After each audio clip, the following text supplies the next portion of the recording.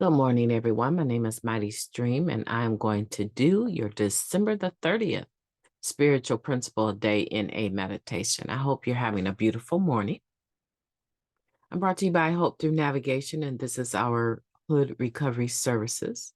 You can reach me at recoveryofhope21@gmail.com.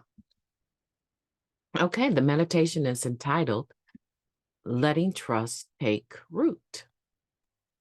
Simply allowing someone to be with us as we go about our lives can be priceless. That's taken from the Living Clean book, Chapter 2, Connection to Others. Being a member of NA allows us to experience something many of us were looking for all along, whether we knew it or not, a sense of community. We found our people. But then we may look around at our fellow addicts and think, I'm supposed to trust these people? The answer is not all of them and not all at once. An H&I speaker often joked, the good news is there's hope. The bad news is it's us. Like love and courage, trust usually begins with action, and the feeling comes later. We start with a sponsor and grow our circle from there. We don't have to like everyone in NA, but we do need to recover with some of them. After being clean for a while, we often feel a special connection to the members we got clean with, the people who were around in early recovery. We may grow to appreciate the traits or qualities we don't like about some fellow members. We know them well enough to trust they are who they are, and there's something reliable about that. We show up for each other, warts and all. My mom was a difficult person with few friends at the end of her life, a member wrote. We didn't expect anyone but our immediate family to attend her memorial service. I looked up to see members of my crew, the folks I cleaned up with, walking in. They didn't know my mom, but they knew me. Being part of the NA community helps us develop a practical form of trust, which we then find useful in so many other areas. We show up for others and let them show up for us. In our family, work, and romantic relationships, we allow others to be who they are, and we have the courage and willingness to be who we are alongside them. We share the road together. Trust can sometimes spring up in unlikely places. Let me repeat that. Trust can sometimes spring up in unlikely places. I will be myself, allow others to be themselves, and let trust take root where it will. Let's take a moment of silence. I feel that's necessary. Let's take a moment of silence, followed by the we version of the Serenity Prayer, and we will unpack this meditation together. Moment of silence now, please.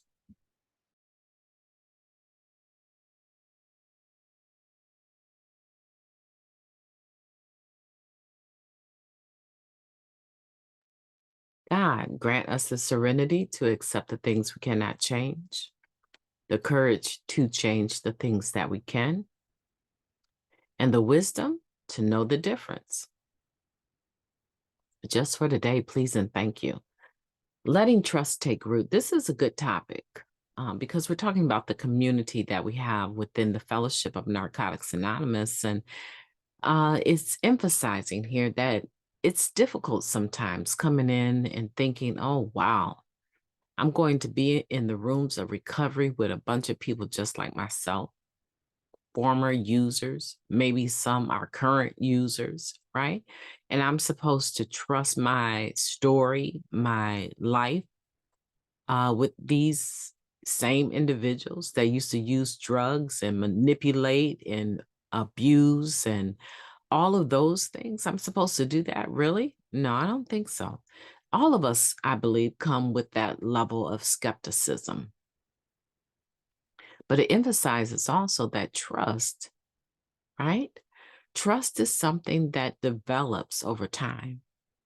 Just like love and courage, it develops and it takes action in order for it to become second nature. We have to practice it, in other words. And we don't have to trust everyone all at once, right? We don't have to trust everyone and not everyone all at once. So the beauty of that is that we can really afford to ease our way into it to some degree.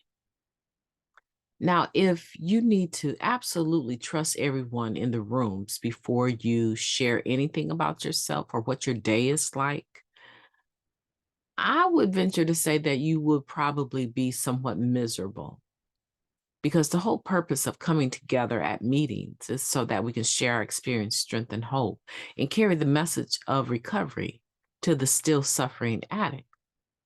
On any given day, that could be yourself. On any given day, you could be the still suffering addict. You may not have picked up, but you could be suffering within your spirit over whatever you're going through. And other people will share, and if you're receptive, right? Those spiritual principles that are indispensable: honesty, open-mindedness, and willingness. If you have those three and you go to a meeting and you are feeling bankrupt, you are feeling like you're the still suffering addict, but you have the how of the program within you, you are going to be able to lean more into open-mindedness and willingness. The honesty piece may not be as strong as you want it to be, where you would actually share what you're going through. But because of the open-mindedness and the willingness to be present in the meeting and listen, you may receive the help that you need, the answer that you seek.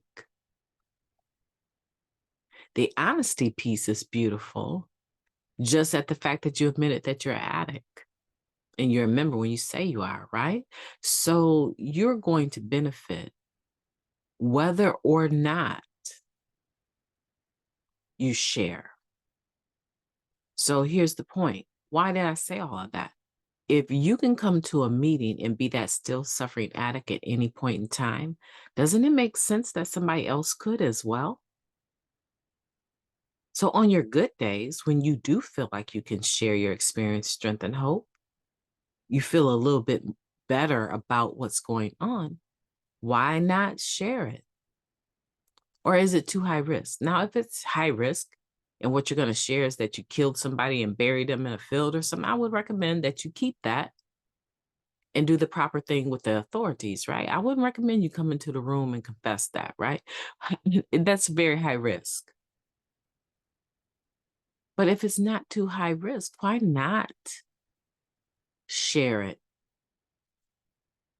honestly, so that someone else that has been in your shoes of being a still suffering addict with clean time can benefit? And that's how that give and take begins to happen with one another.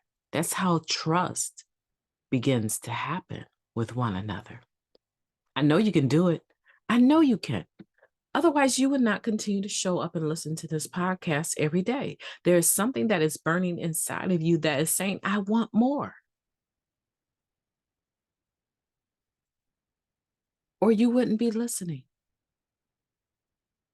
Now I want you to take that more and develop more trust with those in the fellowship and begin to be honest about where you are. And admit, today I'm not feeling great. I need a little bit of encouragement, so I'm just going to listen. I'll pass. On another day when you feel a little bit better, go ahead and share. Either way, you're welcome here. No one's going to make you share or twist your arm or make you have friendships in the fellowship. We're grown. Nobody's going to do that to you. However, I do think your life will be greatly improved if you give it a chance, a good chance. Go for it.